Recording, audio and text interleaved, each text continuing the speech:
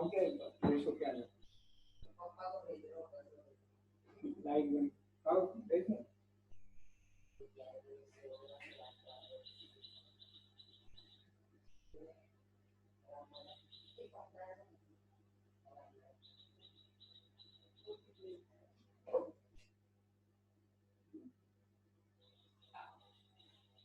कितने चाहिए अपने को पेमेंट चाहिए पेमेंट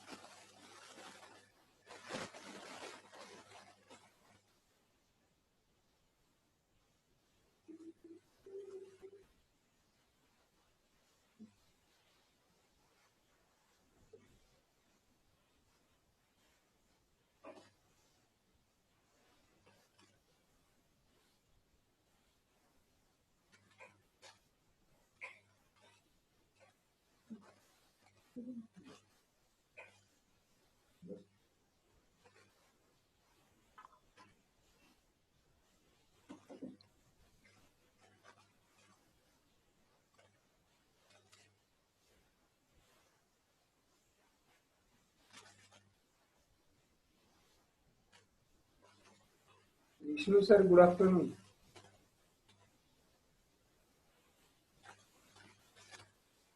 हा, good afternoon sir. Good afternoon. मॅडमशी काही कॉन्टॅक्ट झाला का? काय नावाने राहील mobile? Hello, Narwani madam join झाल्या का? त्यांचं मोबाईल काय नावाने राहील? एक मिनिट.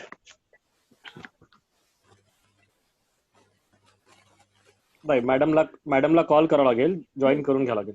ओके. करू का मॅडमला कॉल? हो, करा ना, म्हणजे जॉईन होऊ शकतात ते. मी काय त्यांचं नाव माहित नसलं तर एखादी वेळेस एक मिनिट, जॉईन करतो मी.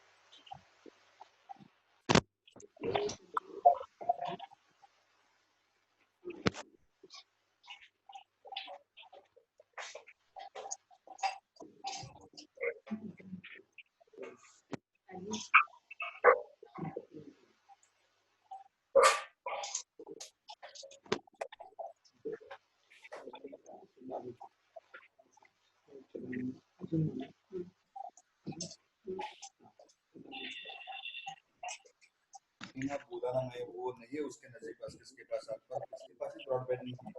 सबने वो बीएसएनएल सर्विस देता नहीं ना, इसलिए निकाल डाले. उसने ढूंढा बहुत, वो सब गांधी गिंदी सबके पास. हाँ, मैं जाके देखे हमने वो उसको मैंने पहले बोला था, इसलिए वो इसके सिवा कुछ हो नहीं सकता दादा, स्पष्ट बोल दिया उसने.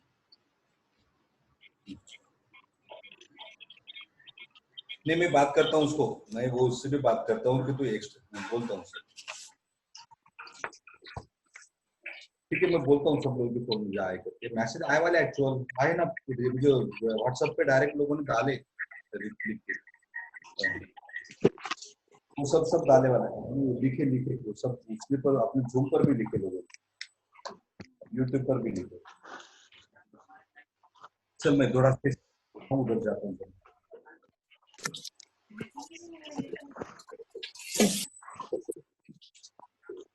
मेरे एयरफोन.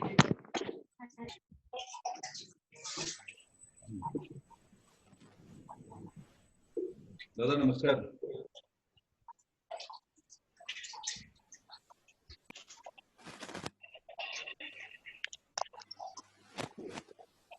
सर, स्क्रीन शेअर तुम्ही केलाय काय?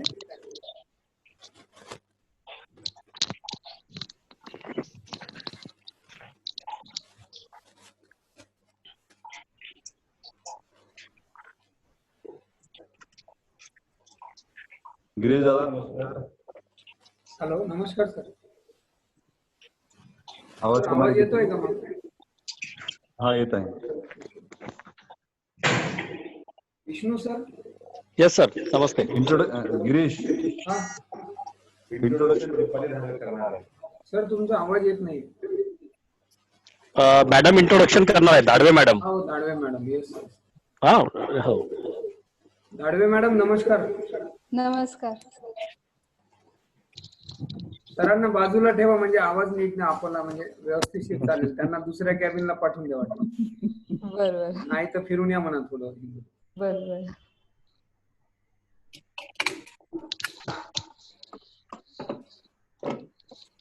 विष्णू सर स्क्रीन शेअर तुम्ही केलाय का? नाही नाही, डेलचा जो कॉम्प्युटर आहे मॅडमनी केलंय. ओके. त्याच्यात डेल म्हणून ते दिसतं ना, तर हो, हो. नरवानी मॅडम डेल पीसी याच्यावरून केलं, त्यांनी लॅपटॉप वरून केलंय. Okay okay. हम्म. तुला त्यांचं नाव माहित तुम्ही?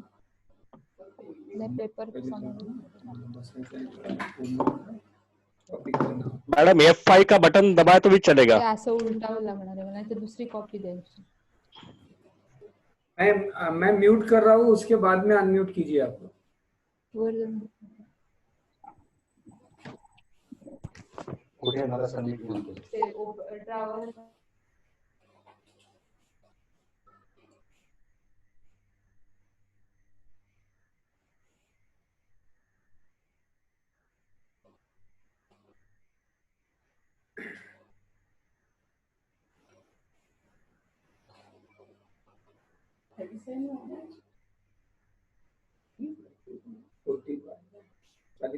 सब संगीत.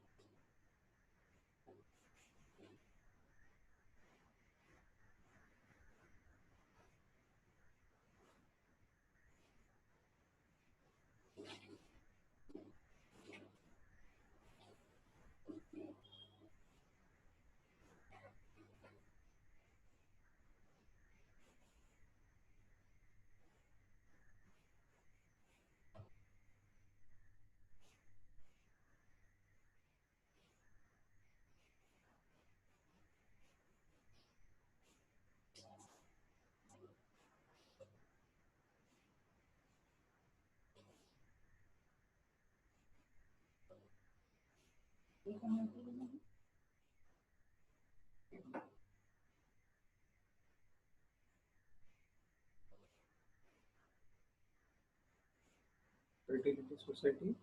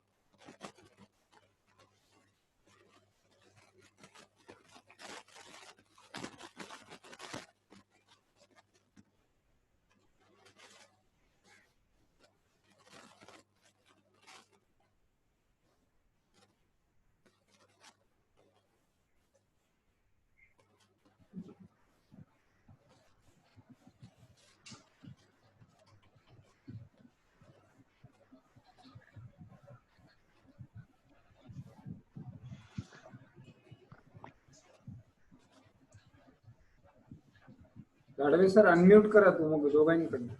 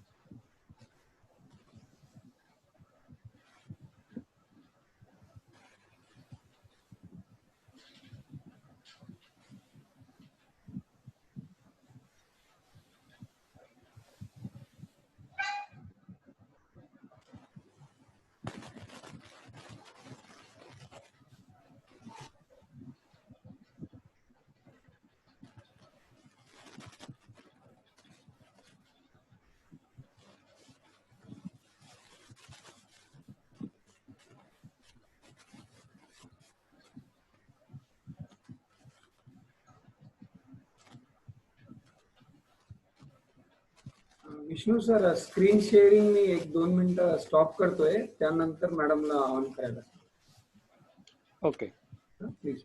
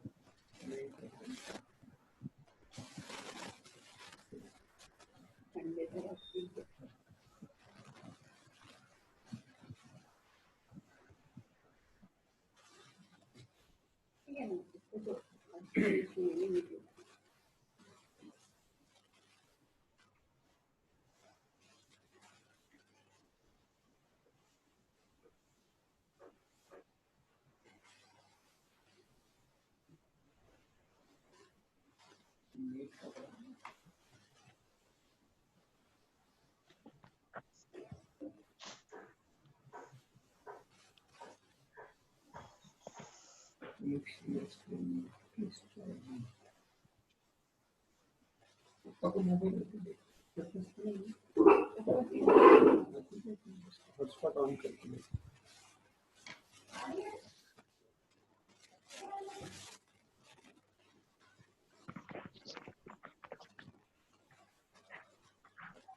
5 मिनिटात चालू करू. जॉईन होत आहे लोक.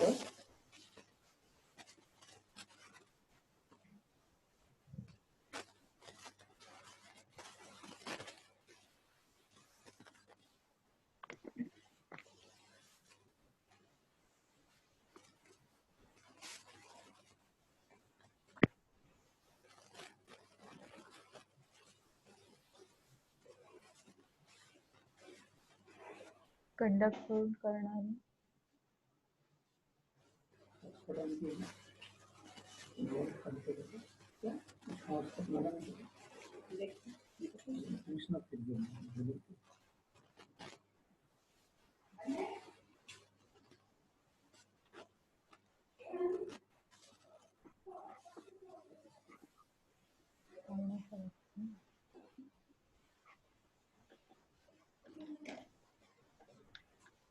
तुला जर हँडओव्हर करत असतो होतेच कोण तुझं कोणी करेल तो विष्णूला किंवा गिरीशला.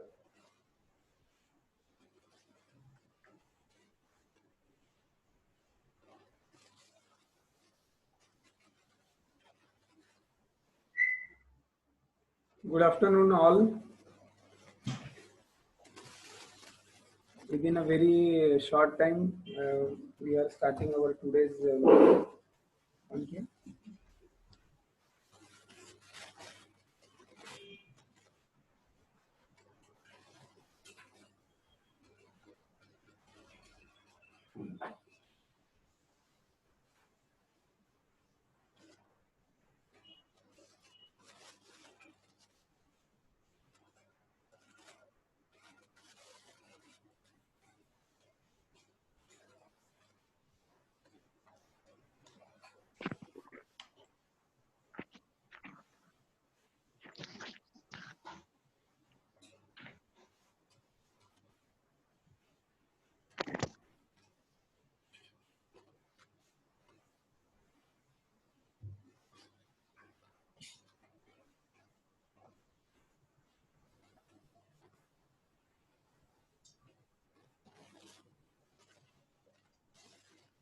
मैडम इंट्रोडक्शन करेंगे.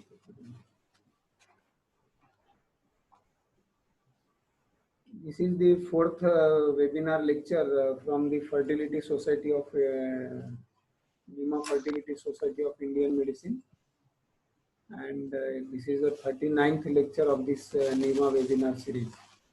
In very short time, we are continuing with this today's lecture.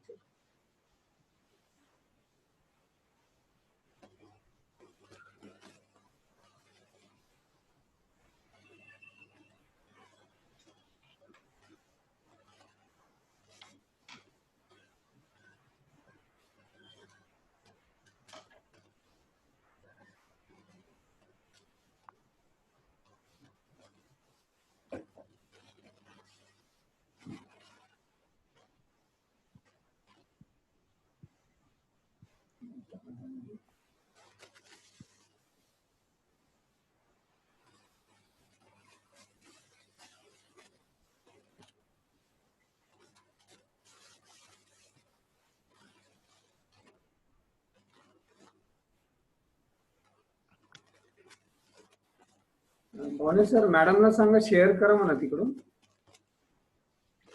हो सांगतो. ठीक आहे. त्यांना किंवा अनम्यूट करा तर आपण इथून बोलू. हा मॅडमला अनम्यूट करा तुम्ही तुमच्या साईडनी कारण मॅडमचा कॉल आला होता. केलाय मी अनम्यूट. त्यांना तिथून करा. बरं मैडम आप अनम्यूट कीजिए आपकी तरफ से. हाँ okay right.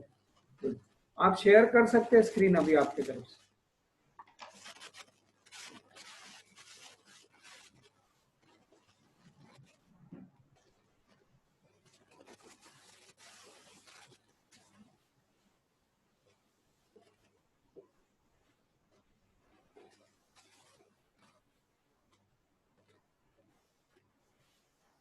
As we all know that today's topic is Garbha Sanskar, an art and science of genetics and genetic engineering in Ayurveda. And today's speaker, as you know, Dr. Krishnamma Narwani Madam, and today's panelist, Dr. Vishnu Bhavne Sir. And I request today's host, Dr. Pooja Daga, to please take the charge of this webinar and continue.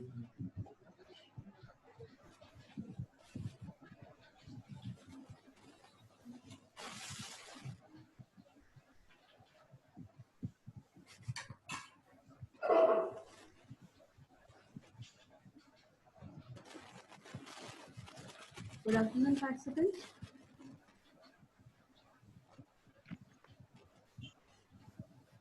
मैं doctor पूजा डागा नीमा webinar series 1 के 40वें lecture में आप सभी का स्वागत करती हूँ. Fertility society की तरफ से ये लेक्चर गर्भ संस्कार, an art and science of genetics and genetic engineering in Ayurveda. हम डॉक्टर्स साइंस के स्टूडेंट्स होते हैं, इसलिए आर्ट्स एंड कॉमर्स में थोड़े से कमज़ोर होते हैं. गर्भ संस्कार का साइंस एंड आर्ट इस लेक्चर की शायद स्पेशलिटी होगी. आज की हमारी वक्ता डॉक्टर करिश्मा नरवानी और इस लेक्चर के panelist doctor Vishnu Bawane sir का मैं स्वागत करती हूँ. डॉक्टर उताने भी है साथ. हाँ sir. Doctor Rajesh Utane sir का भी स्वागत करती हूँ.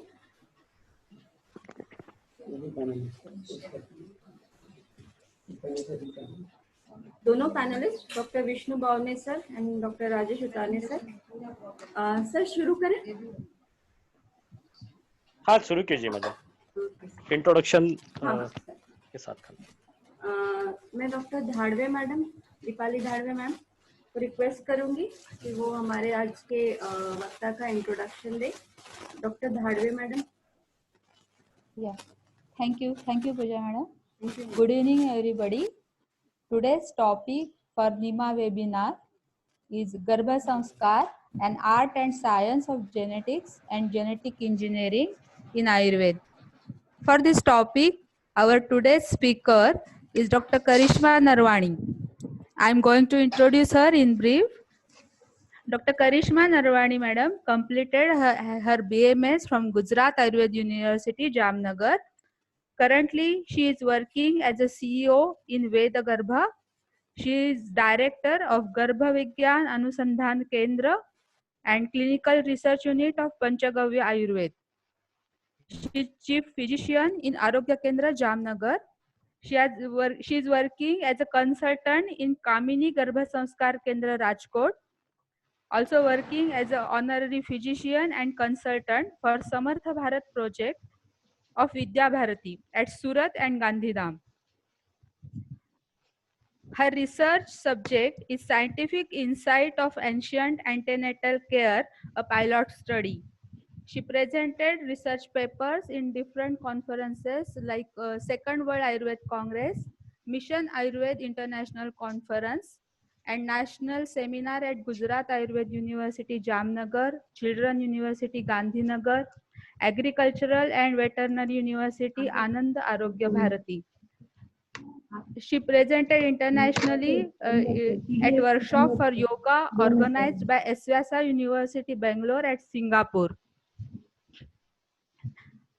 Thanks for giving me opportunity to introduce such a renowned personality. I request Dr. Karishma Madam to deliver her speech. Thank you. Dr. Karishma Madam. Hello Dr. Karishma Madam. Hello हाँ जी Dr. Karishma हाँ Madam. Madam मैं सुन रही हूँ। Hello. Dr. Karishma Madam. हाँ मेरी आवाज आ रही है आप तक? हाँ मैम थोड़ा सा लाउड लगेगा आवाज. अच्छा ओके अभी सुनाई दे रही है मेरी आवाज? हाँ ठीक है पर थोड़ा सा अगर लाउड हो सकता है तो अच्छा क्योंकि वो पीछे से आ रहे हैं काफी. हाँ अभी मैं जो हूँ वो डेल पर नहीं हूँ. ओके आप टाइपर हैं सर? ओके मेरा हिमांगी नाम से. हिमांगी HP. एक मिनट है मैम. हिमांगी गौर. यस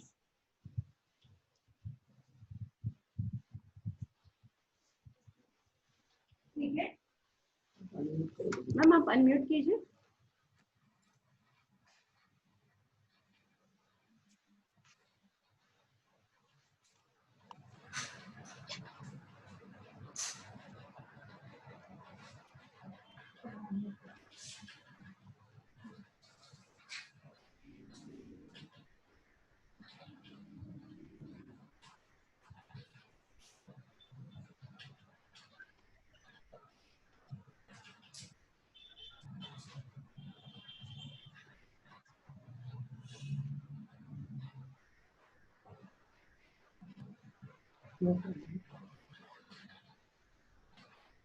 हिमांगी मैम अनम्यूट करें आपको.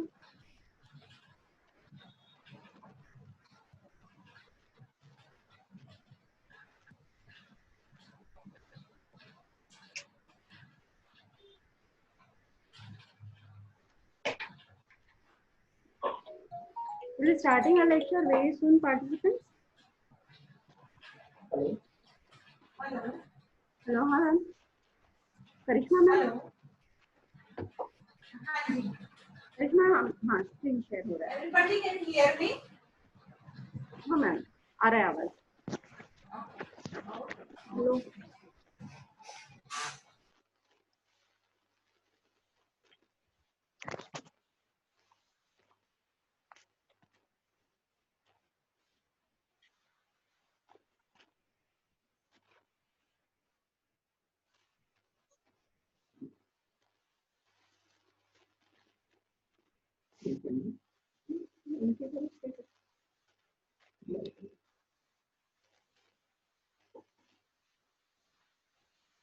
Doctor Karishma madam.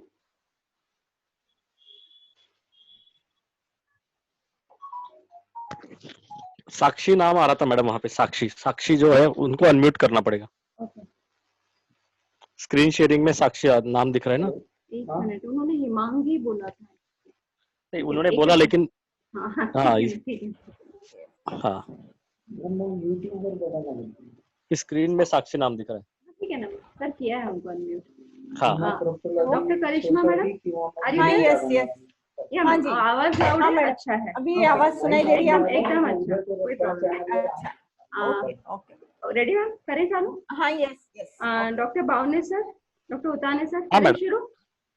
Yes ma'am please proceed. Please start okay कीजिए. okay okay National Institute of Medical Organization and Fertility society of India में doctor Vishnu ji, doctor Deepali, doctor Girish जी, पहले तो इस seminar madam organise के लिए आप डॉक्टर सबको बहुत करिश्मा मैम, बहुत आपका स्क्रीन आपको बड़ा करना होगा। यस स्लाइड शो पे जाके। श्योर। हाँ जी, हाँ जी।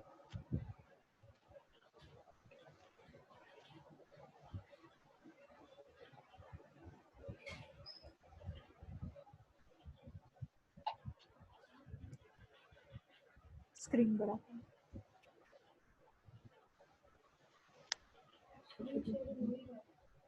बड़ा कर दो, बड़ा। मैडम मेरा ऑलरेडी स्क्रीन तो नहीं, आपका पीडीएफ में है तो परसेंटेज हाँ। बढ़ाइए, परसेंटेज दिए ऊपर वो बढ़ाइए। आपने पीडीएफ में है, पीडीएफ हाँ, फॉर्मेट में है, यस यस, इसलिए स्क्रीन बड़ा नहीं हो रहा आपका। हाँ हाँ।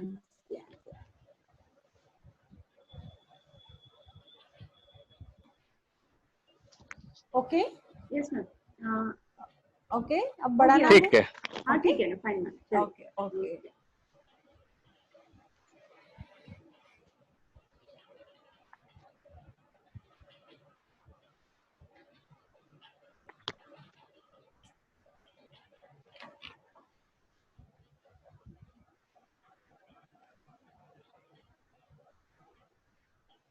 हाँ, मेरा जो आपके सामने जो टॉपिक है वो है गर्भ संस्कार and art and science of genetic and genetic engineering.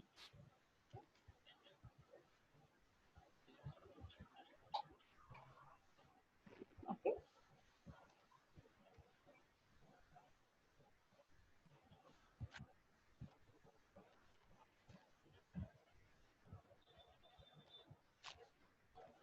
ठीक है मैम, कोई प्रॉब्लम नहीं, आप कीजिए। प्रॉब्लम नहीं है? नहीं, ओके, ठीक है, दिख रहा है ठीक। सबको? हाँ हाँ। Okay okay.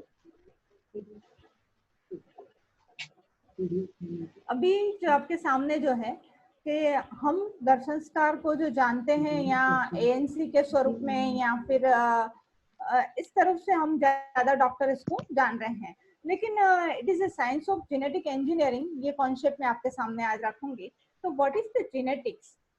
Genetic science dealing with passage of trait from one generation to another generation.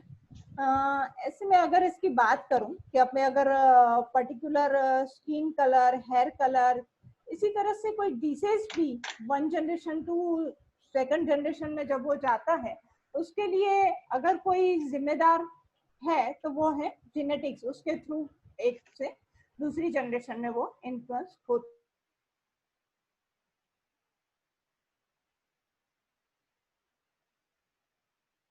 ये जो टेक्नोलॉजी है, जीन्स टू ए मॉलिक्यूल्स में कोई भी अगर हमें कुछ रिमूव करना है, मॉडिफिकेशन करना है या कुछ ऐड करना है,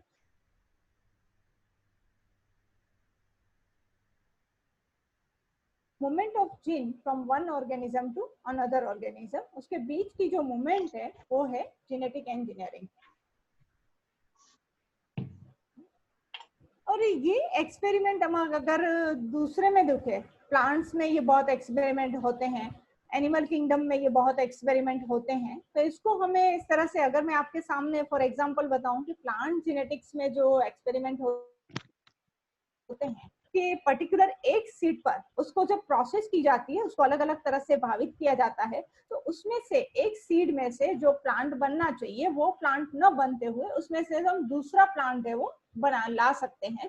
तो इसी तरह के अलग अलग एक्सपेरिमेंट जो प्लांट जो मैं साइंस में उसमें जो किए जाते हैं, पर्टिकुलर ये रेफरेंस जो है वो मैंने वृक्ष आयुर्वेद से लिया है कि इसमें जो बताया हुआ है कि पक्वे मीना उसके जो प्रयोग करके उसमें से कैसे कारेले का कैसे किया जाता है, उसको अलग अलग तरह से भावित करके अलग अलग प्रोसेस करके कैसे हम उससे ये ले सकते हैं। ये अलग अलग प्रयोग जो हैं वो हम किए जाते हैं। उसको हम विचित्र विद्या के नाम से जो जानते हैं कि ये जो है उसे विचित्र विद्या कहते हैं। दूसरा में सामने ये क्यों किए जाते हैं, तो सिलेक्टिव ब्रीड लेने के लिए ये अलग अलग एक्सपेरिमेंट जो किए जाते हैं। What is right, what is wrong, ये हेल्थ पर क्या इफेक्ट करेगा, it is a subject of debate. But ये प्रयोग जो होते हैं वो प्लांट में और एनिमल किंगडम में ये अलग अलग सिलेक्टिव ब्रीड लेने के लिए ये एक्सपेरिमेंट जो किए जाते हैं। तो it is a genetic engineering.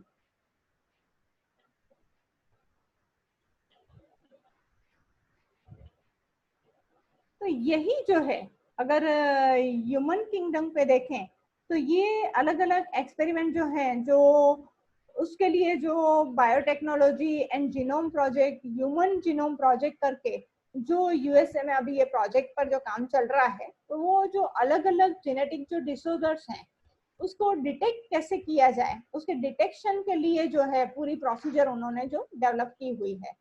लेकिन मैं आपको यहाँ पे ये बताना चाहती हूँ कि 1000 years ago ये पूरा कॉन्सेप्ट हमारी संहिताओं में मिलता है। आचार्य चरक ने, आचार्य सुश्रुत ने ये बहुत जगहों पे ये वर्णन किया है कि what is genes, what is the genetic and what is the genetic engineering. इसकी डिस्कशन मैं आगे करूंगी, लेकिन पूरा ये कॉन्सेप्ट है, आयुर्वेद में बहुत अच्छी तरह से ये कॉन्सेप्ट को डिस्क्राइब किया गया है।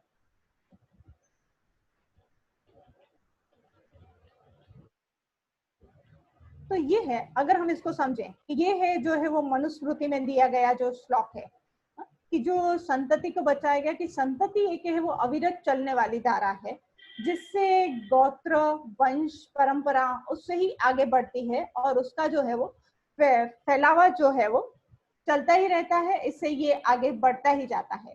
अगर इसी बात को हम समझें, इसी यही जो बात है वो अगर आज जो वेस्टर्न साइंस बताता है, वो जो डेफिनेशन हमारे सामने आई कि DNA sequences maintain generation to generation, ये डेफिनेशन आज हमारे सामने है।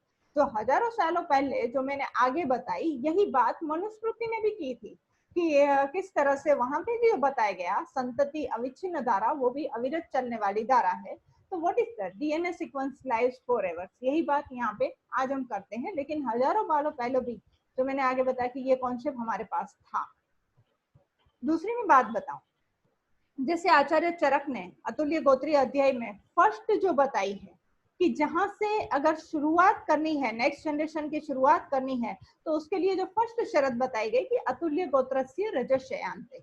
ये जो बात है कि अतुल्य गोत्रस्य रजस्ययांते, व्हाट इज, ये जो बताया गया है वो पूरा जेनेटिक साइंस है। गोत्र यानी क्या, गोत्र यानी जेनेटिक पैटर्न। आगे this is genetic, this is a गोत्र, अत्रि, कपि, कश्यप, कौशिक, ये सभी जो है वो अलग अलग गोत्र हैं। और ये सभी जो हैं वो अलग अलग, इसमें क्या है, अलग अलग गोत्र हैं। अगर सेम गोत्र हैं तो उनकी जेनेटिक पैटर्न सेम है। अगर इसी को ही हम समझें कि अगर कोई भी कपल है, दोनों अगर सेम गोत्र के हैं, मतलब दोनों की जेनेटिक पैटर्न सिमिलर है, और वही डिसीज कहीं ना कहीं डिसीज्ड है। जैसे हम जानते हैं थैलेसेमिया मेजर, दोनों में अगर थैलेसेमिया माइनर है, thalassaemia is the one of the single gene disorder. अगर दोनों इससे डिसीज्ड हैं तो आने वाली जनरेशन में थैलेसेमिया मेजर होगा। तो यही बात जो बताई गई एक सिंपल सेंटेंस से कि अतुल्य गोत्र रजस्ययांते, उसमें यही बात आगे आचार्य चरक ने जो बताया है वो यही बात की है कि पहली शर्त है कि वो दोनों अतुल्य गोत्र होने चाहिए, और साथ में बताया गया पर्टिकुलर टाइम भी कौन सा हो। अगर नहीं, वो अगर पर्टिकुलर फॉलो नहीं होगा तो भी किस तरह की डिफॉर्मिटीज आ सकती है, वही बात वहां पे जो की गई है, वो बात है वो यहाँ पे बताई गई है। अभी आगे जो बताऊं, ये जो आपके सामने जो है कि कैसे डाउन सिंड्रोम डिसीज कैसे आता है, तो उसमें किस तरह से वो ट्राइसोमी रहती है, वो जेनेटिकल क्या रहता है चेंज, कि जिसकी वजह से वो डिसीज आने की पॉसिबिलिटी है वो रहती है। ये जो बात है वो जो बताई हुई है, आचार्य चरक ने महती गर्भावक्रांति अध्याय में जो बताया कि यस्य यस्य अंग अवयवस्य बीजे बीजभाग उत्तप्त भवति, वो जो बताई गई बात है, वो जो मतलब जो बीज भागावयव जो उसमें क्रोमोसोम्स में रहे, जो स्पर्म में ओम में क्रोमोसोम्स है, वहां पे जो डिफेक्टिव होगा वो नेक्स्ट जनरेशन का वही उससे निर्माण होने वाला वो अंग अवयव डिफेक्टिव होगा। यही बात जो है वो आचार्य चरक ने जो बताई वो महती गर्भावक्रांति अध्याय में बताई हुई है। मैं ये क्यों बात, ये सभी जो चैप्टर हैं, अतुल्य गोत्रीय अध्याय या शुक्र श्रोणी शुद्धि अध्याय, ये पूरा हमें जो बताते हैं कि जेनेटिक साइंस हमारे पास था, हम उसमें कैसे चेंज लाना, उसमें क्या करना, वो सभी प्रोसीजर भी हमारे पास इसी अध्यायों में बताई गई है। मैं आपके सामने ये कॉन्सेप्ट इसलिए रखा है, मैंने आज विषय ये इसलिए रखा गया कि इस काम की जब शुरुआत की थी जामनगर में, जब गर्भ विज्ञान अनुसंधान केंद्र ने इस काम की शुरुआत की थी, तभी इसी तरह के ही इसी से ही काम करते हुए, जेनेटिक डिसीज में ही काम करते हुए जो परिणाम मिले, उससे ही लगा कि हम अगर जेनेटिक को ठीक कर सकते हैं, उस डिसीज को अगर हम रेजिस्ट कर सकते हैं, उसमें हम प्रिवेंशन कर सकते हैं, तो हम जरूर उसको अपग्रेड कर सकते हैं और आने वाली जनरेशन को हम बेस्ट बना सकते हैं। यही डिस्कशन जब 2003 की साल में हमारा चला और इसी से ही इस काम की जो शुरुआत हुई थी, और यही जो बताया गया हमारे ही संहिताओं में, जो उसके कॉन्सेप्ट दिए गए हैं, अतुल्य गोत्रीय अध्याय, शुक्र श्रोणी शुद्धि, गर्भावकांति, गर्भिणी व्याकरण, जाति सूत्र अध्याय, इन सब अध्यायों में यही सब कॉन्सेप्ट का बहुत डिटेल में जो उसमें डिस्क्राइब किया गया है। बीज भागावयव का कॉन्सेप्ट ये भी जो बताया हुआ है, वो भी आचार्य चरक ने भी बहुत अच्छी तरह बताया, आचार्य सुश्रुत ने भी बहुत तरह से बताया है। और कौन सा किस तरह से एक ह्यूमन बीइंग किस तरह से ह्यूमन बीइंग को लाएगा, एनिमल किस तरह से एनिमल को ला सकता है, ये जो बात है वो भी बहुत अच्छी तरह से हमारे शास्त्रों में जो डिस्क्राइब की गई है। तो यही पूरे कॉन्सेप्ट जो हमारे सामने, इसी सब का अध्ययन करते हुए इस काम की शुरुआत हुई। और दूसरा भी जो ये ऑर्डर है मनुस्मृति का कि एतत् देशस्य प्रसूतस्य सकाशात् अग्रजन्मनं स्वं स्वं चरित्रं शिक्षरं पृथ्व्यां सर्वमानवा, ये जो है कि यहाँ आर्यावर्त का एक एक आदमी, एक एक मनुष्य अपनी क्वालिटी को इतनी ऑप्टिमम लेवल के डेवलप करे कि जिससे वो यहाँ के दूसरों के लिए एक एग्जाम्पल बन जाए। ये जो मनुस्मृति में बताया हुआ है, अगर ये हमें इस तरह से व्यक्तित्व को लाना है तो हमें गर्भ संस्कार को सोसाइटी में ले जाना होगा। इसी से ये पॉसिबल है और इसी से ये हो सकता है और इसी से ही हम कर सकते हैं। तो इसके लिए जो काम की, यही इसको ही एम बनाते हुए गर्भ विज्ञान अनुसंधान केंद्र ने करीब 2003 से इस काम की शुरुआत की। जामनगर से ये काम शुरू हुआ। इसमें जो बताया गया, फिर भी जो शास्त्रों में जो बताई हुई है, उसके लिए क्या क्या करना है, जो आचार्य चरक ने बताया कि जिस तरह से जिस अनुरूप संतति को चाहिए, जो डिजायर है, जो इच्छा है, जो प्रकार की चाहना है कि कैसा लाना है, तो उसके लिए क्या क्या फॉलो करना है, वो पूरा जो हमारे शास्त्रों में दिया गया है, उसी तरह से ही उस ऑपरेटिव प्रोसीजर को डेवलप किया गया कि उसको कैसे हम आज के परिप्रेक्ष्य में कैसे उसको एप्लीकेबल बनाया जाए। उसके लिए एक ऑपरेटिव प्रोसीजर जो है वो बनाई गई और उसी के अनुसार जो है वो पूरा प्रोग्राम इस तरह से शुरुआत जो है काम की हुई। इसके ऊपर देखें तो हमारी हिस्ट्री में कई एग्जाम्पल मिलते हैं। ये हमारे शास्त्रों में जो बताई गई बातें थी उसके एग्जाम्पल भी बहुत हैं। अगर हम इस हमारी हिस्ट्री में दिए हुए एग्जाम्पल की बात करें तो इससे 100 से ज्यादा एग्जाम्पल मैं आपके सामने रख सकती हूँ। ये जो है कि महावीर स्वामी का जन्म कैसे हुआ था, उसमें माता त्रिशला देवी ने अपने 14 स्वप्नों में क्या क्या देखा और किसी तरह से ये जन्म हुआ था। तो ये पूरी बात, ये पूरा जो बता रहा है कि उसका कैसे, उसका एंडोमेट्रियम कैसे थीन था, वहां पे इम्प्लांटेशन नहीं हो सकता था, फिर कैसे वो ब्राह्मणी की कुक्षी में वो फीटस जाइगोट को इम्प्लांट किया गया और उससे वापस उस जाइगोट को लेकर और कैसे माता त्रिशला देवी के गर्भ में लाया गया। आज हम मानते हैं कि वी आर डेवलप्ड, पर ये जो एग्जाम्पल है वो शायद इन विट्रो फर्टिलाइजेशन का है कि कैसे उस समय भी हुआ था। तो ये जो है आज हम IVF को जो मानते हैं कि टेक्नोलॉजी, तो ये भी वही हुआ था उस समय में, ये उसका एग्जाम्पल है। तो इसी तरह से वहां पे एंटीनेटल केयर भी कहाँ पे फॉलो हुई, जो प्रहलाद को लाने के लिए भी कैसे माँ कयाधु ने एंटीनेटल केयर का कैसे फॉलो किया, उसका क्या रिजल्ट मिला था। और इस तरह से अगर मैं हर एक एग्जाम्पल की बात करूं कि शंकराचार्य जी का जन्म कैसे हुआ था, सदगुरु और सती ने कैसे तप किया था, उसके वरदान स्वरूप से क्या मिला था, तो ये अलग अलग अगर एग्जाम्पल की मैं बात करूं तो 100 से ज्यादा एग्जाम्पल है। लेकिन उससे मैं अभी टाइम के हिसाब से मैं उसमें नहीं जाना चाहूंगी। लेकिन मेरा कहने का ये है कि ये साइंस हमारे पास हजारों सालों से था।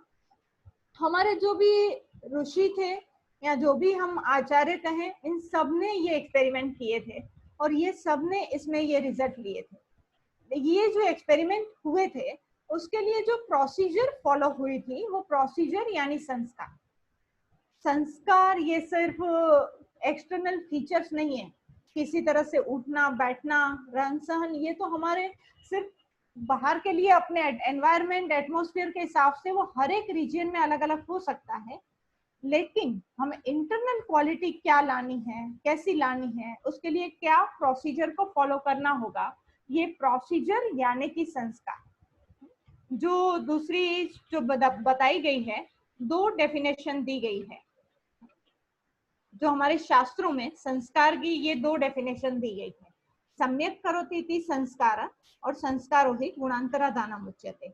सम्यक करोति ठीक करने की प्रक्रिया, जैसे इसको ही हम समझें कि क्या किस तरह से, कहीं एग्जाम्पल इसके, लेकिन अभी जो हम एरा में से पास हो रहे हैं कि अभी जो चल रहा है कि एक कोविड-19 उसका जो है, उसमें हमने बताया कि उसमें जो रिजल्ट मिलते हैं वो है वातश्लेष्मात्मक ज्वर है, तो उसमें हमें किस तरह से प्रयोग करना है। सौंठ ही उसमें असरकारक है, औषध बताई गई, विश्व सौंठ बताया गया, तो उसको हम, तो वो इसी सीजन में भी हम प्रयोग कर सकते हैं क्या, तो बताया गया वो जो है उसका जो पाक है वो मधुर विपाकी है, इसलिए हम इस सीजन में प्रयोग कर सकते हैं। लेकिन वो जिसमें से बनती है अदरक जो है वो तो उष्ण है, लेकिन उसी में से ही बनने वाली सौंठ जो है वो मधुर विपाकी है, शीतवीर्य बताई गई। तो ये जो है कि जो अदरक में से बनी और अदरक को कैसे सुखाया गया, उसमें से पाउडर बनाया गया, ये जो प्रोसीजर में से उसकी हम कैसे प्रॉपर्टी में चेंज ला सकते हैं। अभी जो एरा चल रहा है कॉफ के लिए बताया गया, वैसे तो गर्मी चल रही है, लेकिन बताया जाता है कि जिस सीजन से हम ऐसे वैद्य भी सबको बता रहे हैं कि भाई सीजन में दही मत खाइए, कि दही है वो अभिसंधि है, दही कफ को बढ़ाता है, इसलिए हम बताते हैं कि इसको नहीं लेना है। लेकिन दही से ही बनने वाली जो छाछ है उसमें ही पानी डाल के अगर मंथन संस्कार किया जाए, उसी से ही जो छाछ बनेगी, तो छाछ को तो त्रिदोष शामक बताई गई है, वो हम बताते हैं कि वो लीजिए। तो ये जो है कि दही में से, दही को अभिसंधि कफ को बढ़ाने वाली बताया गया, लेकिन छाछ जो है उसको त्रिदोष शामक बताया गया। तो उसमें जो बीच में जो प्रोसीजर हुई वो हुआ मंथन संस्कार। तो मंथन संस्कार से उसकी जो पोटेंशियल वैल्यू है, उसकी जो, उसमें हम चेंज ला सकते हैं। तो यहाँ मेरा कहना, कि आप शायद वो पॉइंट को गॉट कर रहे होंगे, कि यहाँ मेरा कहने का तात्पर्य यह है कि संस्कार से हम उसकी क्वालिटी में हम चेंज ला सकते हैं, वो फिजिको केमिकल प्रॉपर्टी हो, उसकी पोटेंशियलिटी हो, इसमें जो चेंज लाने के लिए जो प्रोसीजर करनी है वो प्रोसीजर यानी संस्कार। तो ये जो है, जब मैं बात कर रही हूँ गर्भ संस्कार की, तो ये प्रोसीजर हमें कहाँ कहाँ करनी होगी, ये प्रोसीजर हमें इन 4 स्टेज में करनी होगी। ये प्रोसीजर के लिए पहला जो स्टेज है गर्भाधान पूर्व संस्कार, जहाँ पे हमें बीज को संस्कारित करना है, जहाँ बीज संस्कार की पूरी जो प्रक्रिया है वो पूरा जो है वो गर्भाधान पूर्व संस्कार का स्टेज वो 90 डेज का है, कि उसमें हम बीज को कैसे संस्कारित करें, बीज शुद्धि कैसे की जाए, वो प्रक्रिया हमें वहां पे करनी है। वहां पे हमें आहार शुद्धि विहार शुद्धि भी करनी है, क्योंकि वो जो प्रक्रिया है वो जो बताया हुआ है कि गर्भ संभव सामग्री, उसको ठीक करने की प्रक्रिया है। ऋतु क्षेत्र अंबु बीज, उसमें से अगर इन चारों चीज जो है वो गर्भ के लिए मटेरियल है, तो उसको ठीक करने की जो प्रोसीजर है वो है गर्भाधान पूर्व संस्कार, उसमें हमें करना है। तो ये हमें प्रक्रिया वहां पे करनी है। दूसरा, इसकी मैं डिटेल में आगे बात करने वाली हूँ कि हम कैसे उसको करेंगे, क्या होगी उसकी ऑपरेटिव प्रोसीजर, लेकिन यहाँ पे ये 4 स्टेप की इन शॉर्ट बात करूं तो दूसरा स्टेप है गर्भाधान संस्कार, जहां बताया गया कि हम जो गर्भ के 6 घटक बताए गए हैं, मातृज, पितृज, सत्वज, सात्मज, आत्मज, रसज, ये 6 अगर गर्भ के घटक बताए गए हैं, तो हम 5 को तो कर सकते हैं, जैसा चाहे वैसा ला सकते हैं, लेकिन बताया गया हम आत्मज भाव को नहीं कर सकते। आत्मज भाव जो हमें अगर बेस्ट लाना है, तो वहां हमें उसको अगर लाना है कि वो कैसे बेस्ट आए, तो वो जो करेक्ट करने का जो स्टेप है वो है गर्भाधान संस्कार। उस स्टेज में हम उसे अच्छे आत्मा को इनवाइट कैसे करना, उसकी जो विधि बताई गई है, आचार्य चरक ने बताई गई है, उसको फॉलो करना। उस समय का आहार विहार उसका भी डिस्क्रिप्शन में आगे दिखाने वाली हूँ कि उस समय के भी क्या नियम है, लेकिन ये है दूसरा स्टेज। तीसरा जो स्टेज है पूरी 9 मास की गर्भिणी परिचर्या, हमारे क्लासिक में बहुत अच्छी तरह से वो बताई गई है, तो उसका भी डिस्क्रिप्शन आगे आपके सामने रखूंगी। और पर्टिकुलर 3 जो है वो स्पेशल प्रोसीजर बताई गई। गर्भाधान से पूर्व जो बताया गया वो है गर्भाधान संस्कार, और एंटीनेटल केयर के दौरान उसको 1.5 से 2.5 महीने के बीच में उस आत्मा को कैसे बेस्ट करना उसके लिए बताया गया पुंसवन संस्कार। और गर्भ की रक्षा के लिए जो बताई गई प्रोसीजर है जो 5th मंथ में करनी है वो है सीमंतोनयन संस्कार। ये जो स्पेशल प्रोसीजर हैं जो गर्भ की रक्षा के लिए और उसके अच्छे से डेवलपमेंट के लिए है, तो ये 3 जो स्टेप हैं वो है स्पेशली गर्भ पर होने की संस्कार करने की प्रक्रिया। तो ये 4 स्टेप में हमें ये प्रोसीजर करवानी होगी। तो ये 4 को अगर मैं आपके सामने ये थोड़ा मैं उससे डिटेल में आपको बताऊं, तो ये जो है कि हमारे सामने आने वाले कपल का पहले हम क्या प्रकृति परीक्षण करना है, बाद में उसकी शारीरिक शुद्धि का प्लान बनाना है, जो है वो पंचकर्म से शरीर की शुद्धि करना उससे वो करना है। बाद में जो 72 डेज का टाइम है जहाँ स्पर्मेटोजेनेसिस और oogenesis, तो पर्टिकुलर उसमें आहार शुद्धि विहार शुद्धि, उस समय के दौरान ब्रह्मचर्य पालन एवं एनवायरमेंट शुद्धि, वहां पे हमें उसका उसे नॉलेज देते हुए वो कैसे करे वो हमें बताना है। और स्पेशली नाड़ी शुद्धि की प्रक्रिया तब भी, क्योंकि हमें गर्भ के सत्वज भाव सात्विक भाव को ठीक करना है, तो नाड़ी शुद्धि उसके लिए बहुत ही अहम प्रक्रिया है। तो वो भी हमें प्री कंसेप्शनल स्टेज में 90 डेज तक हमें ये हर कपल को फॉलो करवाना है। पंचकर्म से मैंने बताया कि देह शुद्धि की प्रक्रिया पंचकर्म से, नाड़ी शुद्धि के लिए नाड़ी शोधन प्राणायाम और अनुलोम विलोम प्राणायाम से हमें नाड़ी शुद्धि की प्रक्रिया है वो हमें करवानी है। उसके सूक्ष्म से लेकर स्थूल तक की पूरी हमें, या स्थूल से पहले सूक्ष्म की शुद्धि करनी है जिससे गर्भ में सूक्ष्म से स्थूल की शुद्धि हो जाए। ये जो है वो हमें पंचकोशात्मक तक ये देह शुद्धि से और नाड़ी शुद्धि से हमें जो ठीक करना है, क्योंकि जो फीटस है वो तो बंच ऑफ 6 सॉफ्टवेयर है। उसके लिए सॉफ्टवेयर कौन से हैं, तो जो आत्मज भाव, सत्वज भाव, मातृज भाव, पितृज भाव, ये सब उसके लिए सॉफ्टवेयर हैं।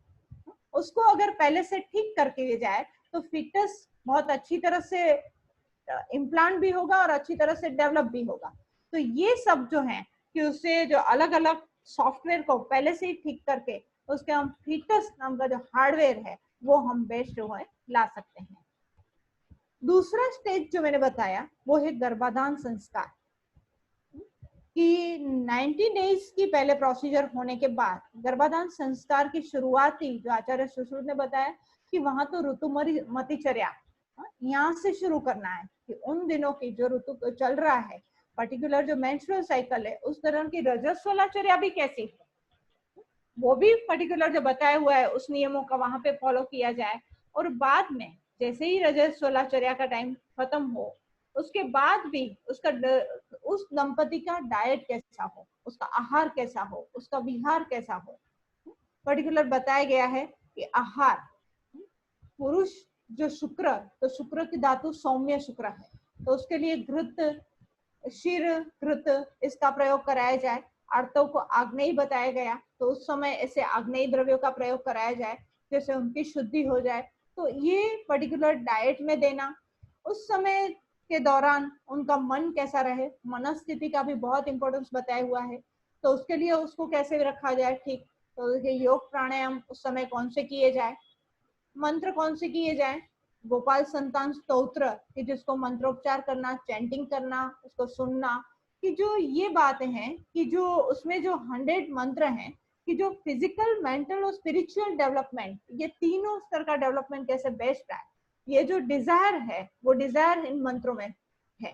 तो उस समय उसका चैंटिंग करना और उसको सुनना, ये जो बताया जाता है, तो ये सब उन्हें करना होता है। ये पर्टिकुलर लेते हुए ओव्यूलेशन के लगभग मेंस्ट्रुअल साइकिल के 6 डे से लेके 16 डे तक इन सब नियमों का फॉलो करना।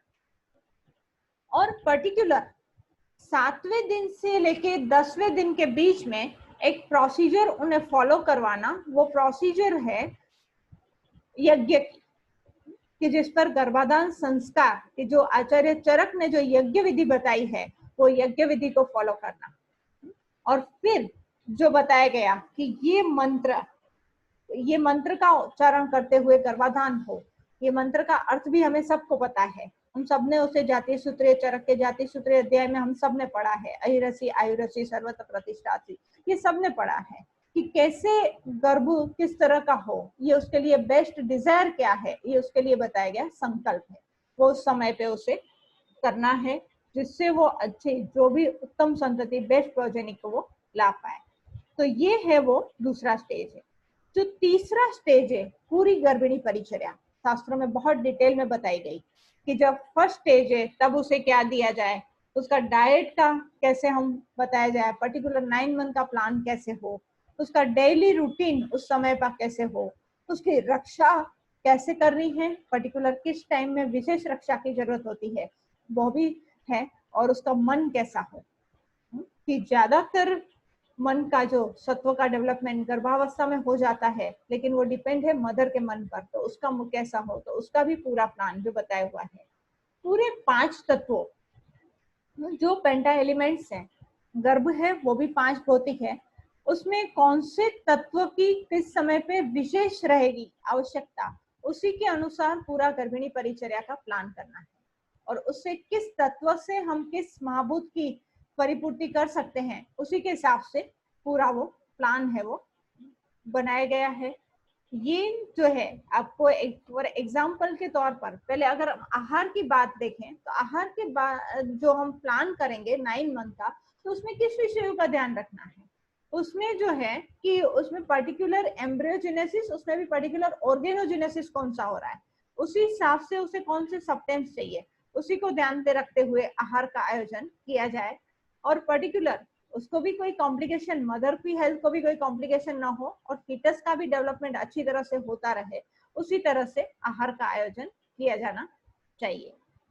तो ये जो है कि प्रथम मासे कललम जायते, तो उस दौरान कैसा आहार देना, हम सबको पता है कि षड रसात्मक जो बताया गया उसमें से मधुर है वो वृद्धि के लिए बेस्ट है, तो उस समय मधुर, शीतल, शीतवीर्य ऐसे आहार द्रव्य अगर उसके दिया जाए, आयोजन किया जाए, तो उसे गर्भ की वृद्धि बहुत अच्छी तरह से शुरू हो पाएगी। तो उस समय से जितने भी लिक्विड हैं, मधुर, शीतल हैं, ऐसे द्रव्यों का आहार जो किया जाए। यहाँ मैं हर मंथ का डिटेल में नहीं बताऊंगी टाइम के हिसाब से, लेकिन जब पंचमे मनः प्रतिबुद्धतर भवति, एनाटॉमिकल स्ट्रक्चर देखें तो ब्रेन सेल बन रहे हैं और जो है पर्टिकुलर इंद्रिय अधिष्ठान तैयार हो रहे हैं, इसलिए पंचमे मनः प्रतिबुद्धतर भवति बताया गया।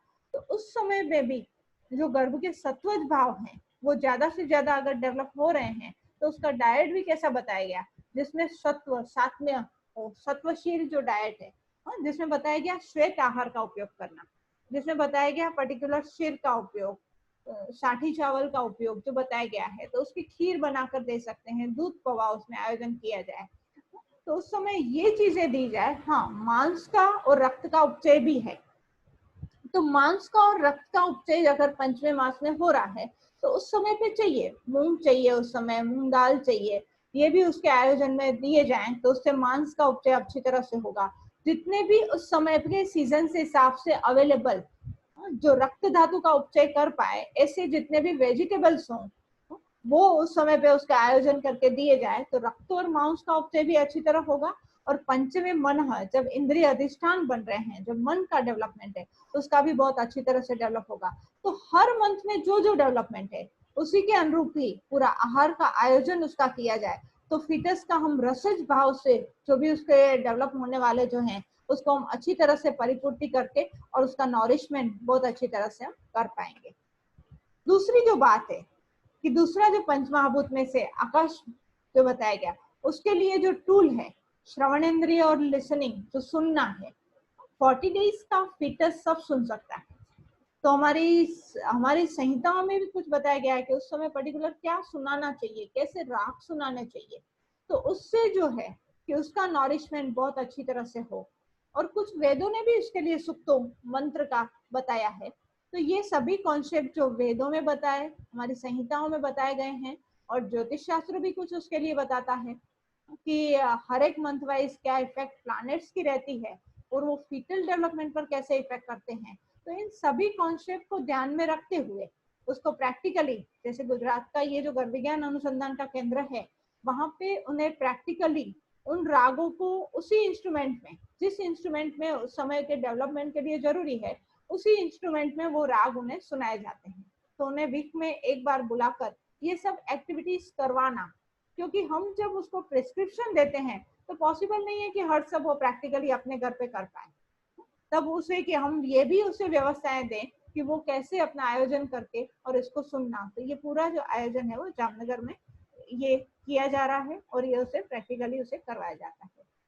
तीसरी जो बात है जो पंचमा में वायु की, और उसमें भी पर्टिकुलर उसको कैसे करना, वायु यंत्र तंत्र तरह बताया गया, तो उसको कैसे करना चाहिए, गर्भावस्था के दौरान उसका डेवलपमेंट में क्या रोल है, वो कौन से एम्ब्रियोजेनेसिस में कहाँ डेवलपमेंट करेगा, तो उसके लिए बताया गया पर्टिकुलर योग और एक्सरसाइज, उसमें भी पर्टिकुलर प्राणायाम वो अगर करवाया जाए।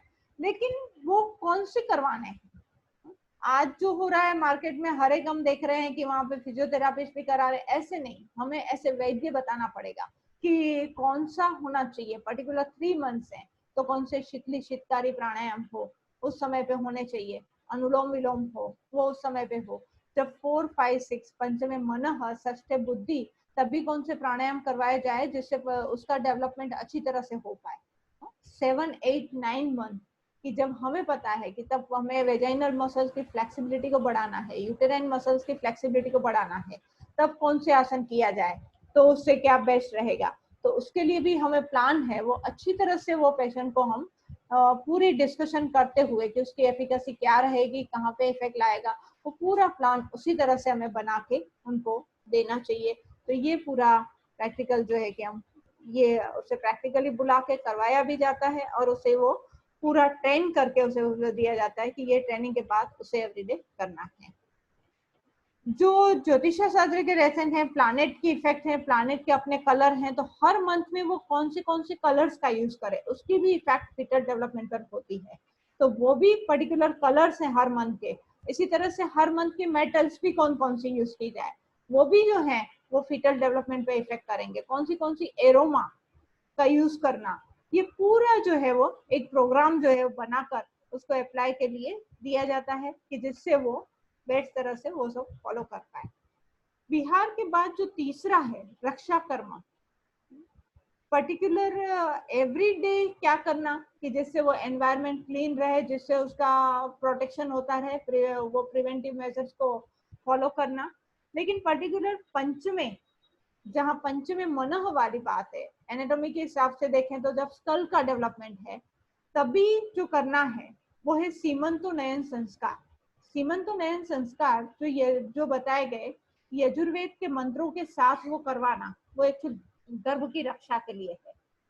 उसमें पर्टिकुलर गुजरात में एक सिस्टम फॉलो होती है, वो करवाई जाती है। उस समय पंचमासी बांधना, पंचमासी में जो 5 तत्व देखे गए कि जो बताया गया सरसों की जो उग्रगंधी है वो काले कपड़े में उड़द के दाने, सरसों के दाने और हनुमान को लगा हुआ जब तेल चढ़ाते हैं उसके साथ जो सिंदूर है वो लिया जाए, वो और कपर टीका, ये 4 चीजें और लोहे का टुकड़ा, जंक लगा हुआ लोहे का टुकड़ा। इसकी अगर हमने इफेक्ट देखी तो क्रिलियन फोटोग्राफी से हमने इफेक्ट देखी तो वो जो है एक तरह की ऑरा को डेवलपमेंट करते हुए ये पूरा रक्षा कर्म के लिए जो बताई हुई विधि, ये जो संस्कार है वो है सीमंतोनयन संस्कार, जो पर्टिकुलर 5th मंथ में करना है जो प्रोटेक्टिव रक्षा के लिए। आगे जो बात है सद्वृत्त, गुड कंडक्ट, मन कैसे रखना और उसमें भी क्या क्या प्रवृत्तियां करना कि जिससे वो खुद प्रफुल्लित बनती रहे और अपने गर्भ के साथ कैसे उसको जोड़ती जाए, उसका कैसे डेवलपमेंट करना, उसमें अलग अलग स्मार्टनेसों को कैसे डेवलप करना, पर्टिकुलर फर्स्ट 3 मंथ्स है उससे कैसे 5 तत्वों से जोड़ा जाए, मिट्टी से जो मिट्टी काम ये कैसे करवाया जाए।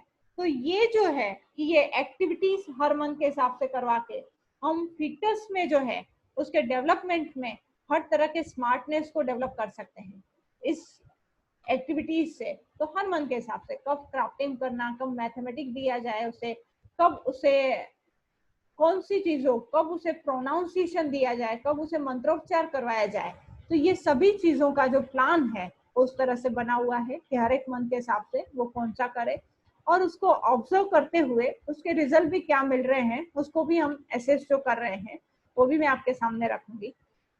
लेकिन कॉन्सेप्ट यही है कि वो जितना प्लेजेंट माइंड रहेगी उतनी फीटल डेवलपमेंट अच्छी तरह से हो पाएगा। जो हमारे रेफरेंस जो आचार्यों ने बताया सौमनस्य जननम, वो बहुत ही जरूरी है कि उस समय हो।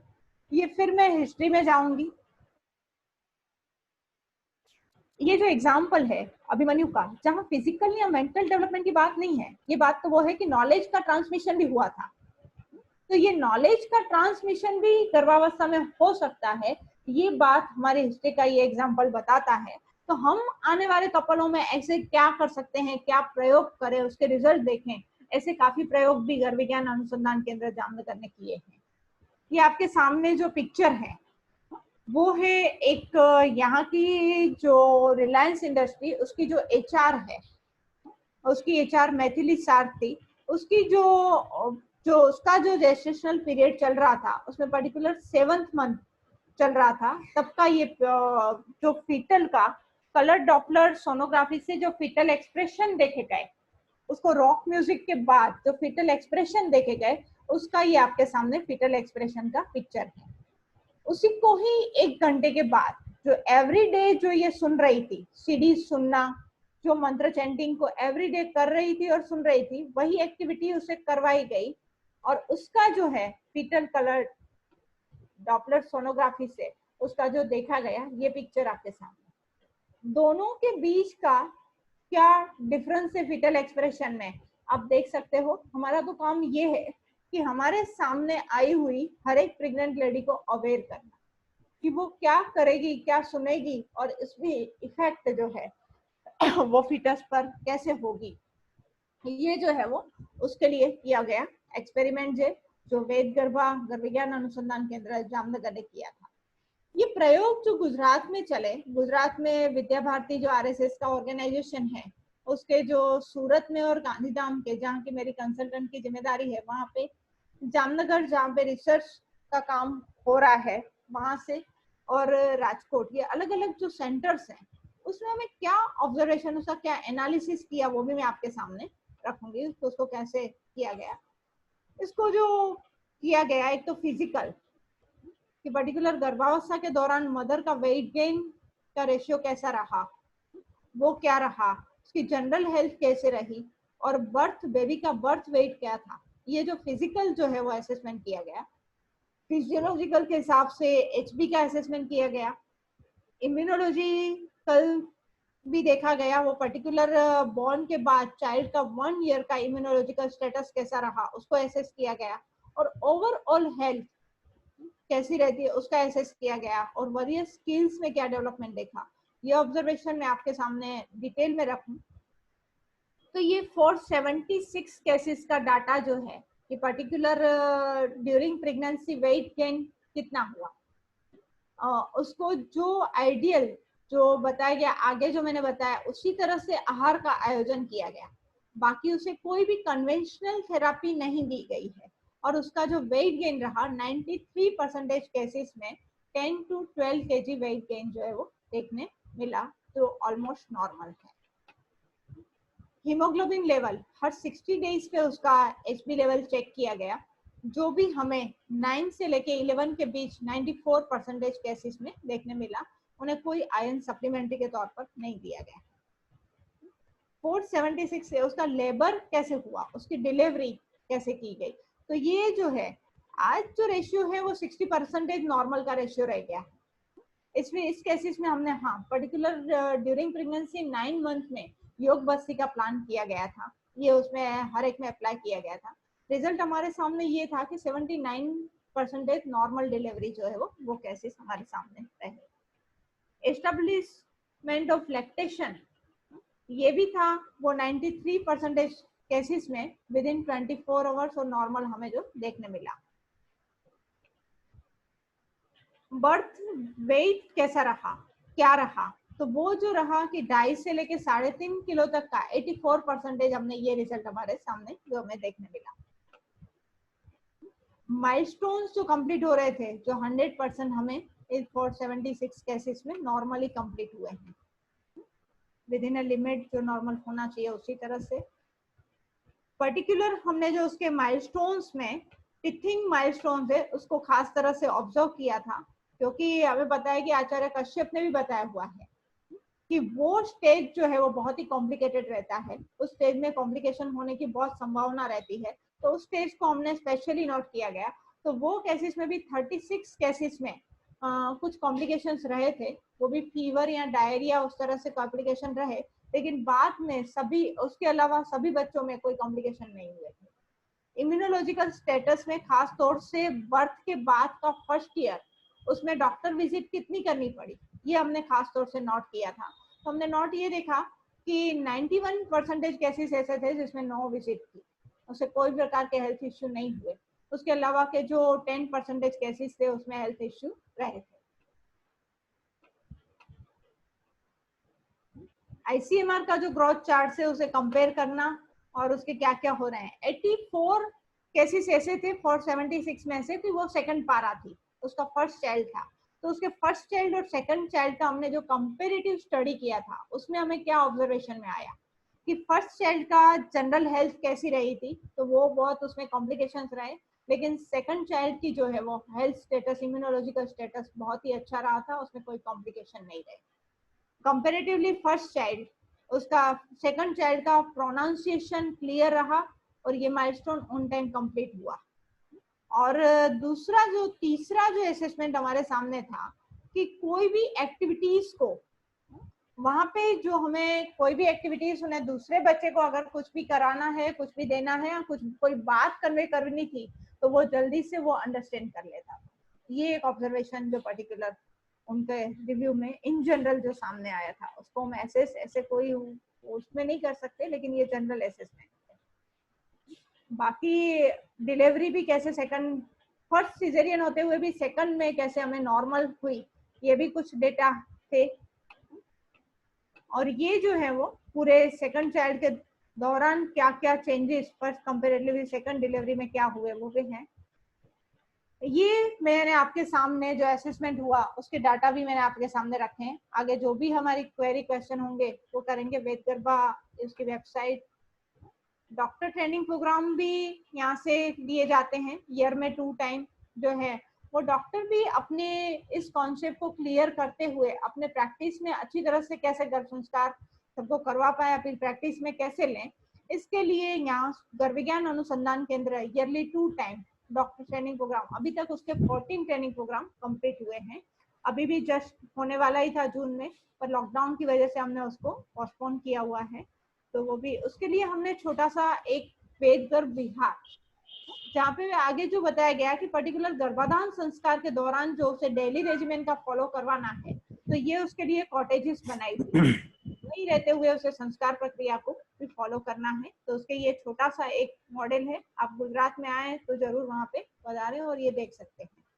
ये मैंने जो बताया कि ट्रेनिंग प्रोग्राम भी जो गर्भ विज्ञान अनुसंधान केंद्र ऑर्गेनाइज करता है वो भी अभी तो था, लेकिन अभी शायद वो जुलाई अगस्त सितंबर में होगा, ऐसे जस्ट कैसे फिक्स कोई डेट अभी तक नहीं हुई है। लास्ट में इतना ही हमें सोसाइटी में कन्वे करना है कि अगर मदर चाहे तो वो अपने आने वाली जनरेशन को जैसी चाहे वैसी ला सकती है। शिवाजी तो आज भी ला सकते हैं, पर उस माँ को डिसाइड होना पड़ेगा कि वो जीजा माता बन सकती है। तो हम आज भी ये मैसेज हमें सोसाइटी में कन्वे करना है कि ये हो सकता है और जैसी डिजायर्ड चाइल्ड है वो लानी है। और ये काम पूरा शायद हम ऐसे डॉक्टर हम प्रैक्टिस में लें, पर ये काम तो राष्ट्र के लिए है कि हमें आने वाली जनरेशन को बेस्ट बना के हम राष्ट्र को कैसे समर्थ बना पाए, क्योंकि उपनिषद का सेंटेंस है बालो ही बलम राष्ट्रस्य, बच्चा ही राष्ट्र का बल है। तो ये हमें काम है वो इसी तरह से हम लेके हम करेंगे तो हम जरूर इसमें कोई भी सक्सेस हमें रोक नहीं पाएगी। इस कॉन्सेप्ट को नाम दिया है समर्थ भारत, जो विद्या भारती ने नाम दिया हुआ है, उसी नाम से ये प्रोजेक्ट वहाँ पे चलता है। ये विषय मैंने आपके सामने रखा है। जो कोई भी डॉक्टर्स की जो कोई भी क्वेश्चन होंगे वो चैट बॉक्स में जाके या जैसे बताया जाए को कर सकते हैं, तो हम जो भी हमारे पास टाइम होगा उसमें हम डिस्कशन कर सकते हैं। आप सबका बहुत बहुत थैंक यू, बहुत बहुत धन्यवाद। मैं खासतौर से नीमा का मैं धन्यवाद करना चाहूंगी कि मुझे इतने डॉक्टरों से मिलने का, बात करने का आपकी वजह से अवसर मिला। थैंक यू करिश्मा मैम, बहुत बढ़िया, बहुत अच्छा लगा सुन के। आपका प्रोजेक्ट बहुत अच्छा जा रहा है और डेफिनेटली हमारे डॉक्टर्स को ही नहीं, पूरे सभी लोगों को इसका फायदा होगा। मैं आज के panelist doctor Rajesh Utane sir से रिक्वेस्ट करूंगी कि वो प्लीज कमेंट करें। Hello, can you hear me? Yes sir. आप आ रही मेरी? हाँ, ये आ रही है सर, बोलिए। जी। Thank you ma'am. Karishma madam ने अभी जो भी डिस्क्राइब किया है, it is a very beautifully analysis done by ma'am.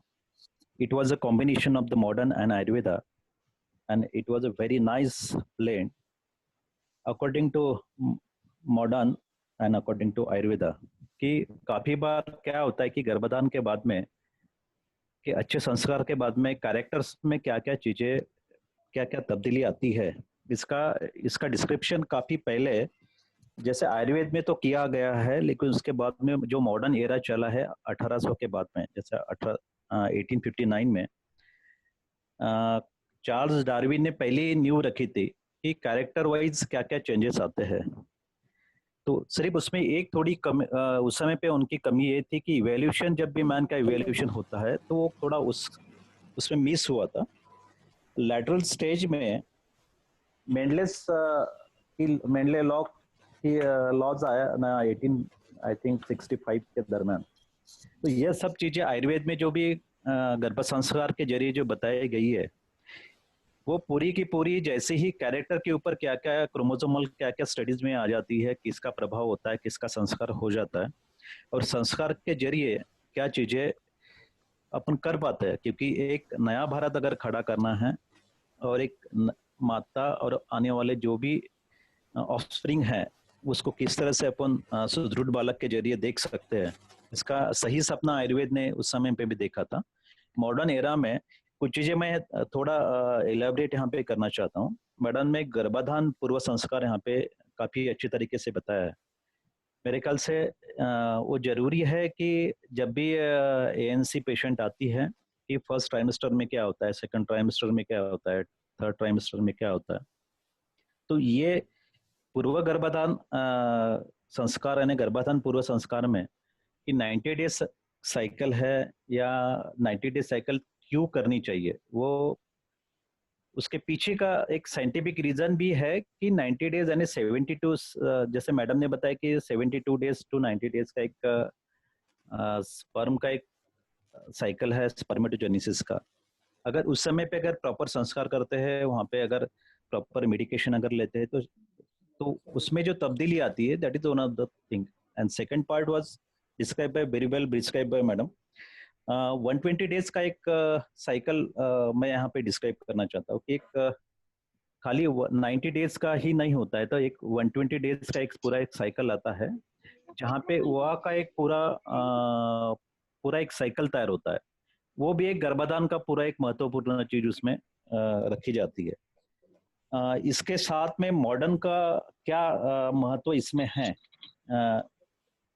गर्भ संस्कार की चीजें जितनी भी डिस्क्राइब की गई है भारतीय संस्कृति में है, आयुर्वेद में है, तो ये इसके पीछे के जितने भी मेंडलेस लॉ है, चार्ल्स डार्विन की थ्योरी है, तो ये इसमें बताया कि मेंडलेस लॉ ने बहुत अच्छी तरह से डिस्क्राइब इस तरह से किया था कि जैसा भी मैडम ने बताया कि ये कैरेक्टर वाइज किस तरह से चेंजेस आते हैं। क्योंकि बाहर के जितना भी इन्वायरमेंट है, जैसे आप खाने के जरिए आप उसको फर्स्ट ट्राइमेस्टर में आप कुछ देते हो, जैसे मैडम अच्छी तरीके से जो बताया कि ये फर्स्ट ट्राइमेस्टर में ये खाने में देना चाहिए, उसमें दाल चावल देना चाहिए, उसमें दूध देना चाहिए, तो इसका क्या मतलब है, यानी क्या प्रभाव उसके ऊपर गिर सकता है।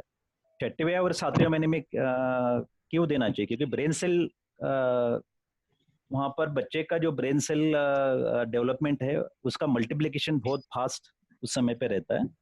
और जो भी चीजें डिस्क्राइब की गई यानी मासानुमासिक वार के जरिए जितनी भी वहाँ पे डिस्क्राइब की गई है उसके पीछे का रीजन वो है कि 6 मंथ में क्यों, 7 मंथ में क्यों। तो ये सब चीजें जब प्रैक्टिकली अपन देखते हैं कि क्या क्या सही में उसमें चेंजेस होते हैं, तो यस, ये चेंजेस बहुत अच्छी तरीके से होते हैं। वहाँ पर जामनगर में मैडम ने जो अभी बताया कि काफी उन्होंने अनुभव लिया है, काफी अच्छी तरीके से उन्होंने वहाँ पे नींव रखी है। ये एक पिक्चर मैंने अभी 4D 3D का शायद पिक्चर मैडम ने बताया कि उसके 3D की पिक्चर में क्या क्या चेंजेस आते हैं, मूड एलिवेट किस तरह, बेबी का मूड एलिवेट किस तरह से होता है। वो तो थैंक्स और कल के प्रोग्राम का। हेलो हेलो, हाँ सर। हाँ, बेबी का मूड किस तरह से चेंज होता है, क्या संगीत सुनने से बेबी का मूड एलिवेट होता है, क्या बेबी के एक्सप्रेशन शुरू होते थे, ये होते हैं। क्योंकि मॉडर्न इक्विपमेंट उसके साथ में अगर अच्छी तरीके से यूज हो जाते हैं तो अपन वो सब अपन देख पाते हैं, उसमें अपन अनुभव भी वो कर सकते हैं कि किस तरह से बदलाव बेबी के अंदर आता है, किस तरह से बदलाव मदर के अंदर आता है। आज जितना भी लेक्चर मैडम ने पूरा किया है, उनका जो भी एक्सपीरियंस उनके ट्रीटमेंट के या पूरे प्रैक्टिस में रहा है, उन्होंने जो भी आज सब ज्ञान साझा किया है, मैं मैडम का अभिनंदन करता हूं, मैं इनको बेस्ट विशेष देता हूं। और ये गर्भ संस्कार के जरिए अगर कैरेक्टर, क्योंकि मैंने भी काफी चीजें इसमें देखा है कि कैरेक्टर में चेंजेस बहुत सारे आ जाते हैं, क्योंकि पहला बच्चा जब होता है तो दूसरा बच्चे में वो कैरेक्टर इनहेरिटेंस जो पार्ट रहता है कि वो पास इमीडिएट वैसे के वैसे नहीं रहते हैं, वो कैरेक्टर हर बार चेंज होता है। कि मेंडलेस लॉ का अगर देखा जाता है, ये कहीं पीले कलर की अगर पी कहीं उड़ के गई है या बीच उसमें आए तो उसके कैरेक्टर चेंज होने लगते हैं।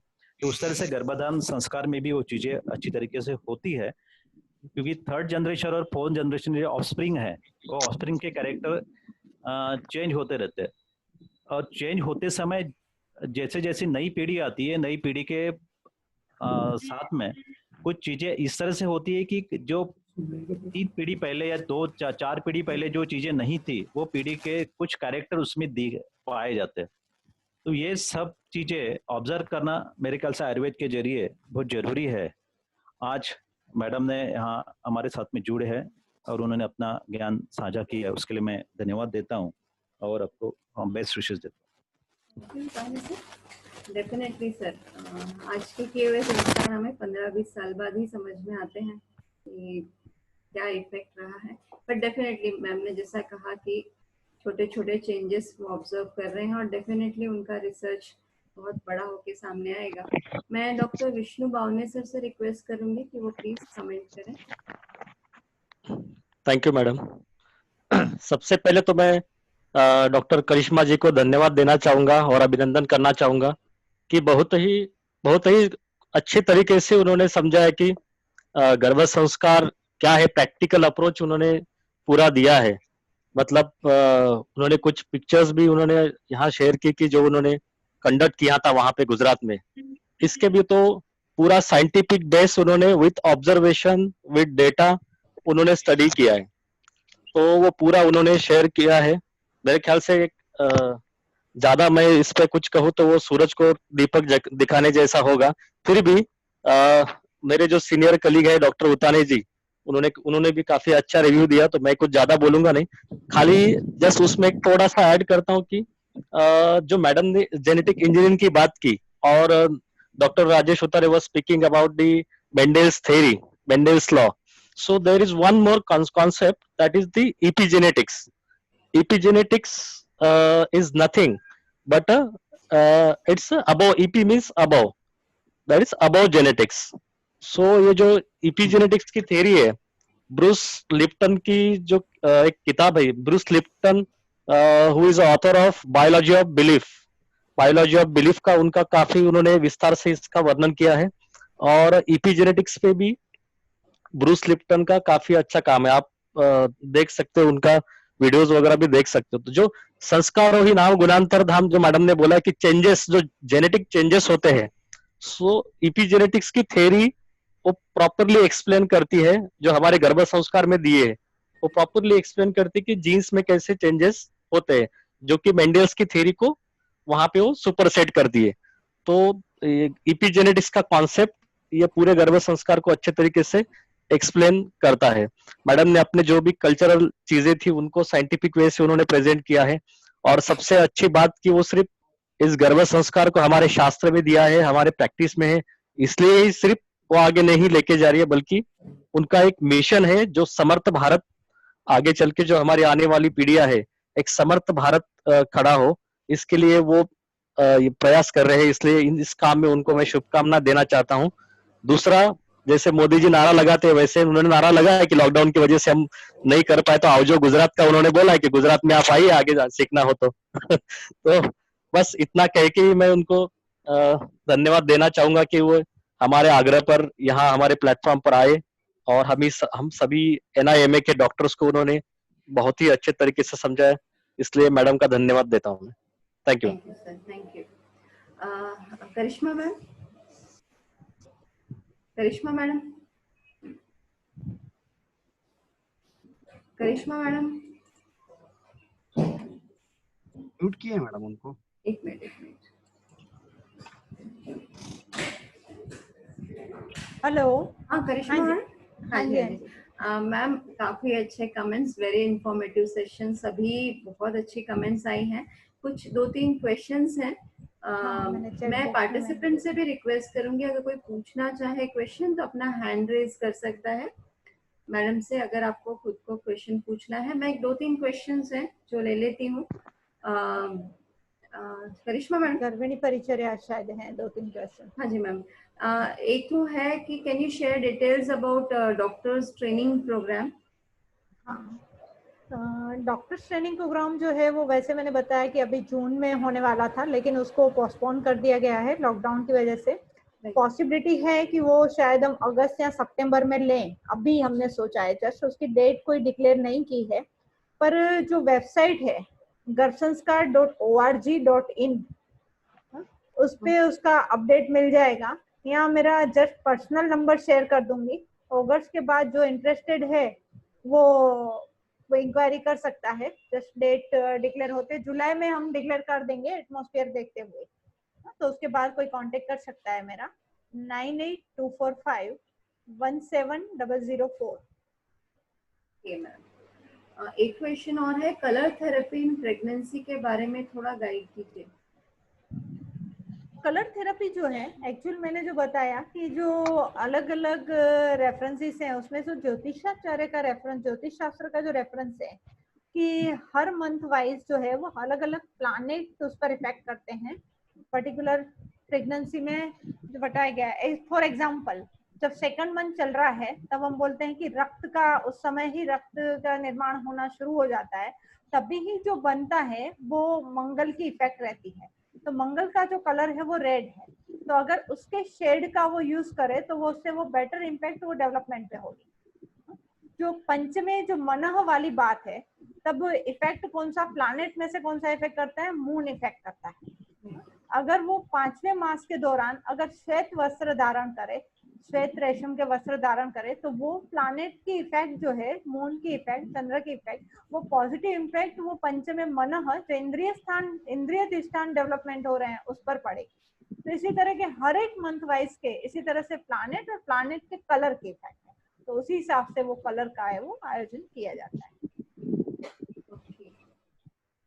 पंचमासी में जो बांधते हैं उसमें क्या रहता है, एक बार वापस बताइए। पंचमासी में जो बांधा जाता है, हर एक स्टेट की वैसे बताऊं तो अपनी अपनी कुछ परंपरा होगी। मैं तो ये भी चाहती हूँ कि अपने अपने वैद्य वहाँ की परंपरा को शेयर करें, तो उसको हम उसको साइंटिफिकली कैसे उसको इंटरप्रिटेशन कर पाए। लेकिन जो गुजरात की परंपरा बताऊं, उसमें जो पंचमासी बांधी जाती है तो उसमें जो होती है 5 चीजें हैं। जैसे मैंने बताया कि एक जंक लगा हुआ लोहे का टुकड़ा, और दूसरी जो चीज है जो हनुमान को जब तेल चढ़ाया जाता है उससे मिला हुआ सिंदूर। तीसरी जो चीज है वो है सीड, ये सरसों के सीड, मस्टर्ड सीड, वो जो लेने होते हैं। और चौथी जो चीज है कपर्दिका, और 5वीं जो चीज है वो है काला कपड़ा।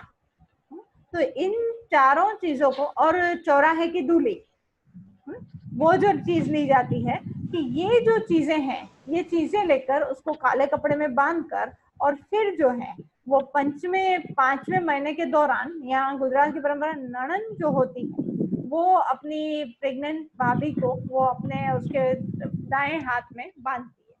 तो ये जो है वो एक्चुअली इसकी अगर इंटरप्रेट किया गया कि ये चीजें ऐसी है कि जो एक एरोमा को डेवलप करते हुए एक उसको जो देखा गया कि वो एक ऑरा को डेवलप करते हुए वो प्रोटेक्शन रक्षा कर्म का काम जो करती है।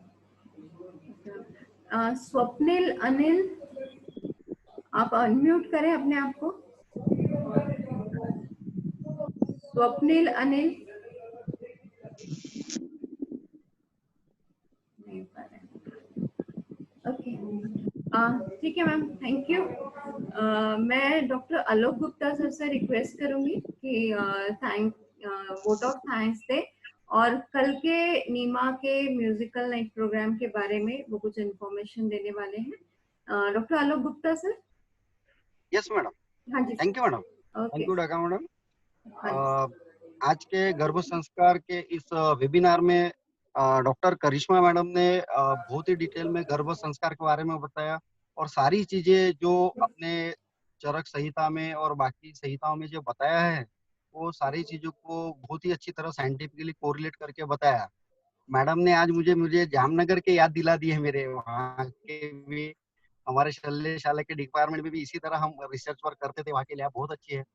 Thanks madam for sharing your knowledge. आपका तहे दिल से आभार व्यक्त करता हूँ मैडम, मैं नीमा प्रोक्टोलॉजी सोसाइटी, नीमा फर्टिलिटी सोसाइटी की तरफ से, तथा आज के वेबिनार के जो पैनलिस्ट है डॉक्टर राजेश उताने सर और डॉक्टर विष्णु बावने सर, उनका भी तहे दिल से मैं आभार व्यक्त करता हूँ।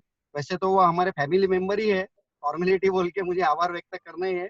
Thank you sir, thank you very much. और आप सभी को पता है कल रात 8 बजे निम्मा संगीत रजनी, निम्मा म्यूजिकल नाइट, जिसका आयोजन किया है, कल का एक थर्ड डे है, जो सिलेक्टेड वीडियोस है, जो भी हमारे सिलेक्टेड वीडियो अभी बचे हैं थर्ड डे के, वो कल रात 8 बजे सबको देखना है। और ये सारे वीडियो जो हो चुके प्रोग्राम उसके भी यूट्यूब पे लाइव आपको देखने को मिल जाएगा, कल का प्रोग्राम भी देखने मिल जाएगा और गए हुए 2 दिन जो है उनके भी सारे वीडियोस यूट्यूब पे अवेलेबल है। इस तरह मैं मेरा वोट ऑफ थैंक्स समाप्त करता हूँ। Thank you very much. Thank you sir. Sir close करें। यस मैम, चलिए, thank you conclude. Sir, thank you sir.